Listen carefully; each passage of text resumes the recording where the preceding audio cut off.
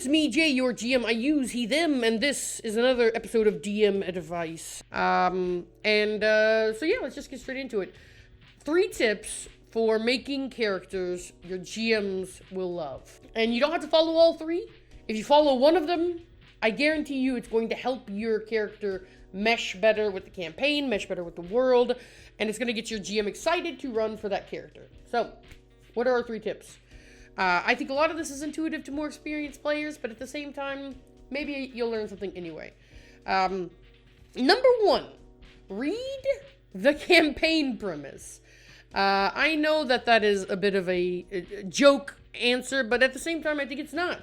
I think that it is really easy when it gets to the end of a campaign. You know the next campaign's coming up. You're the kind of group that just rolls from one campaign into the next, and you get all excited. You start planning out ideas in your head. Stop. Stop it. I mean, genuinely, stop it. If you've already done it, and you're already attached to the character, there's nothing I can do to talk you out of that. You know, that just is what it is. But I challenge you, the next time that you are getting ready for a campaign, wait until you've got the campaign premise in front of you before you plan out the character. Again, this might seem obvious. I've seen it happen 100 times. The way I run my campaigns, I send my players a pitch document with 3 campaign premises. They rank them first, second, and last. It's just like the last video I did. And after they're done ranking them, I will pick the most highly voted one, and we'll run that campaign. So ostensibly, my players have chosen this campaign. And yet, they send me characters that have little or nothing to do with the campaign premise I have given them. And it's happened tons of times. And it's so obvious, like, I always understand why it happens, and I don't get angry, because it is what it is. Players are, you have all this time, weeks and weeks before the campaign ends, to start imagining up your next PC, and then by the time the pitch is sent to you, you already know what your character is. You're just trying to figure out how to mash it into this campaign pitch, which is kind of, I feel, the opposite way that you should be going. When you get the pitch document, you should be reading over it and going, okay, there's this, and this hook that I can tie my character into. For example, let's say that your campaign is defend a small town from an invading horde. You could be from the town. You could be from the invading horde, the defecting agent. You could be from a town that was previously destroyed by the invading horde. There's so many little ideas that immediately start springing to mind about this campaign. Or you could make a character from an entirely different part of the world who's like the last heir to a throne. And now the whole campaign has to involve at least some part of it that is leaving the main premise of the campaign, going over to your part of the world, dealing with whatever's going on over there, and then figuring out a reason how that all ties back into the main campaign. And listen, I'm a GM. I can do that. I can make that work. But you are making me work harder to fit you into my story when I gave you the story up front, and I gave you all the tools you needed to hook yourself into it. You have rejected my help and said, no, I'm going to do something completely unrelated to what you want. And I feel like, I get it, but at the same time, I feel like you're leaving opportunities on the table and you're making your GM's life a little bit harder. Obviously, it's not the end of the world. Let's move on to tip 2. Tie your character into the lore of the setting. I always send my players a short document, a couple of pages, about the local region and the sort of religion of the area, the government of the area, what the town's like that we're starting in, what the area's like that we're starting in, what are the neighboring towns like that in the starting area. And with this starting lore, my hope, my sincere hope, is that the players will tie their character into the local region. Again, if they are using the campaign premise, these are the tools they need to tie themselves into that region of the world. Excellent. Obviously, this is easier if you're following advice from tip A, but even if not, let's say you do start in a different part of the world, it is infinitely nicer to have a player come at me like, hey, in the pitch document, I saw this little bit about a faraway region that sparked my interest. I want to do a character that's based on that.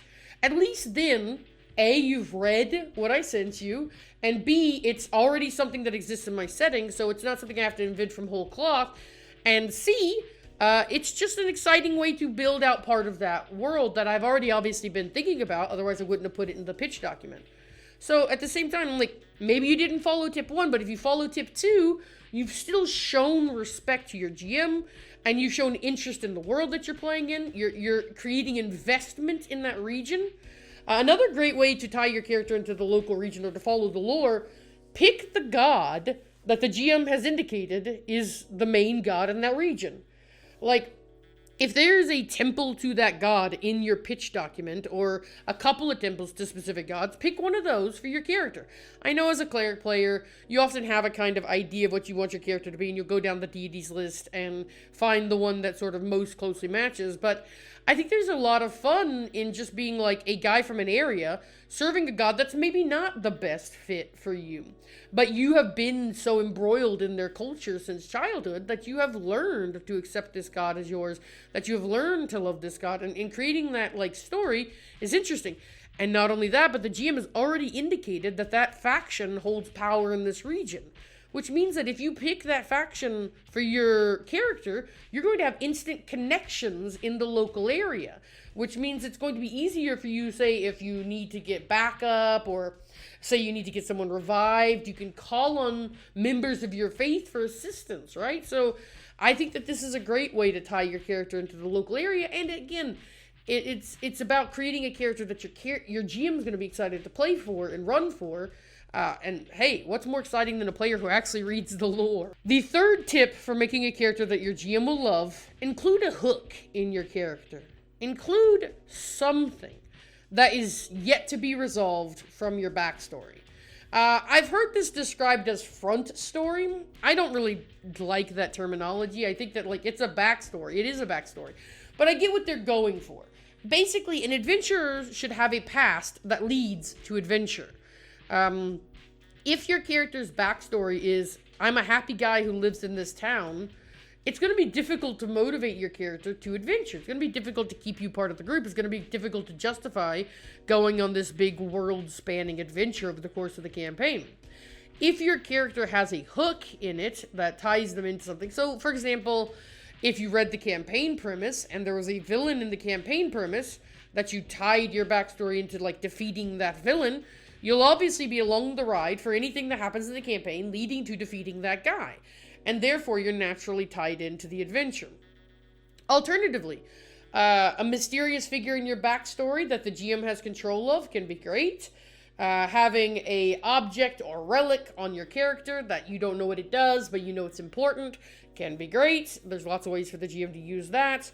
Having a rival or someone you've wronged is especially dramatic.